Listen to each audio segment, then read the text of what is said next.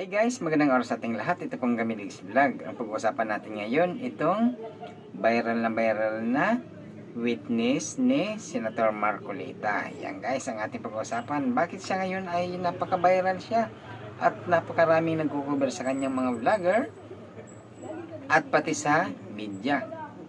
Ito guys, totoo bang kanyang mga sinasabi or mga doktor-doktor lang? Yan ang ating pag-uusapan ngayon. Kasi guys, itong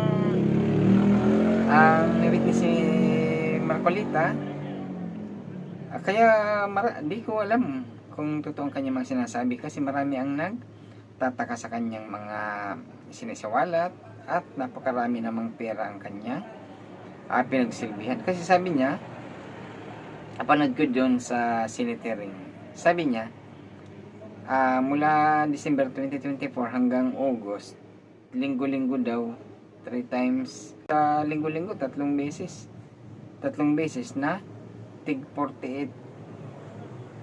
Malita ba ang kanyang sinasabi? Ako, napakarami.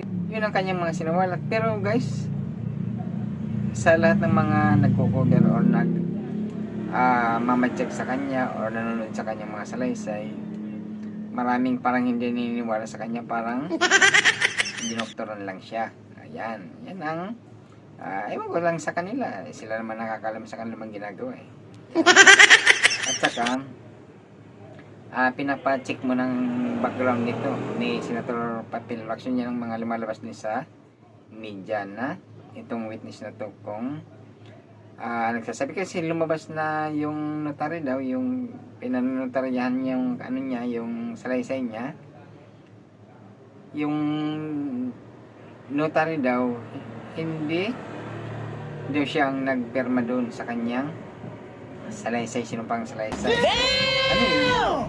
Ayun ang malaking katanungan dyan sa susunod na hearing.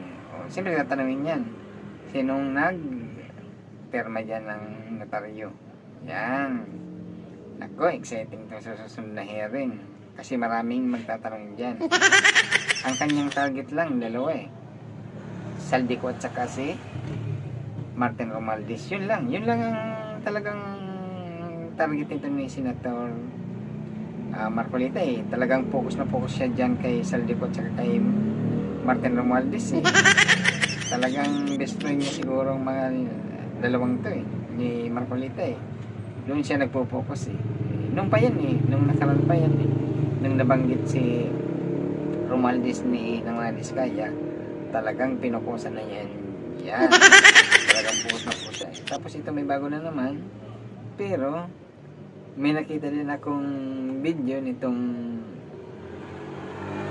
Gutisa, itong witness ni Marcolita, na habang nagsasalita may sumisenyas. Di ko lang alam kasi lumalabas lang yan dito sa social media lumalabas kanya-kanyang upload o kanya-kanyang share na may doktor o nagkukots. magandang talagang buhay na buhay ang social media dito sa atin kasi iba't ibang mga lumalabas na tungkol dito kay sa witness ni surprise witness daw to ni Marcolita biglang walang kalam si Senator Lacson na biglang may dadalhin siyang witness. Tapos parang hindi siya pinapaniwalaan ng tao yung kanyang yung kanyang mga paliwanag. Saka guys, malalaman na naman yan kung totoo ang kanyang mga sinasabi pag examine siya.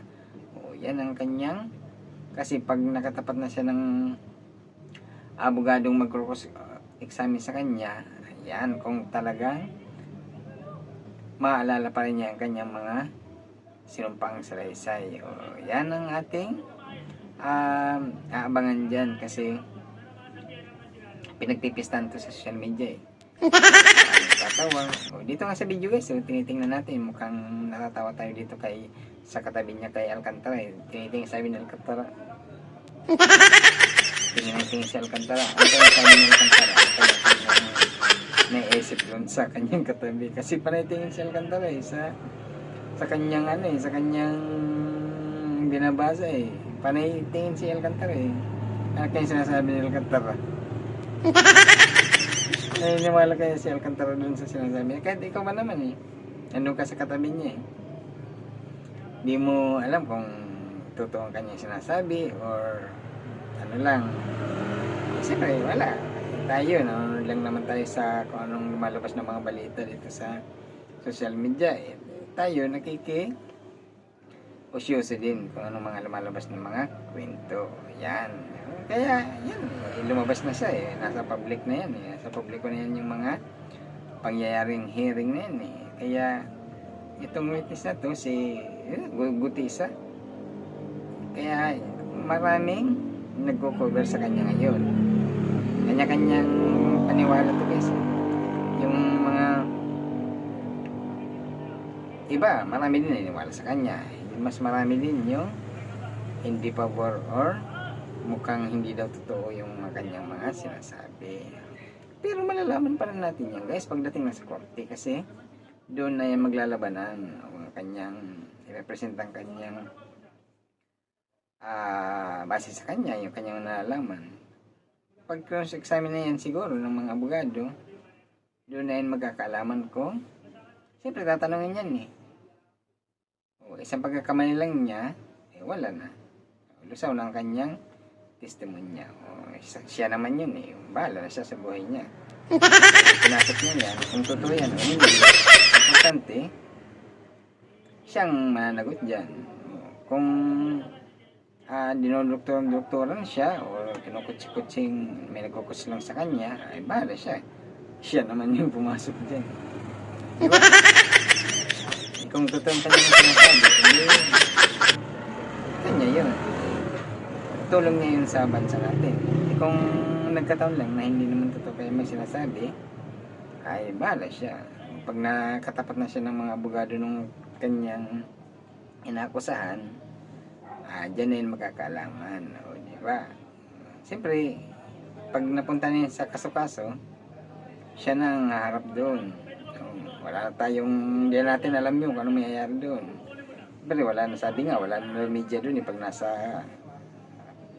korte na eh. Yan ang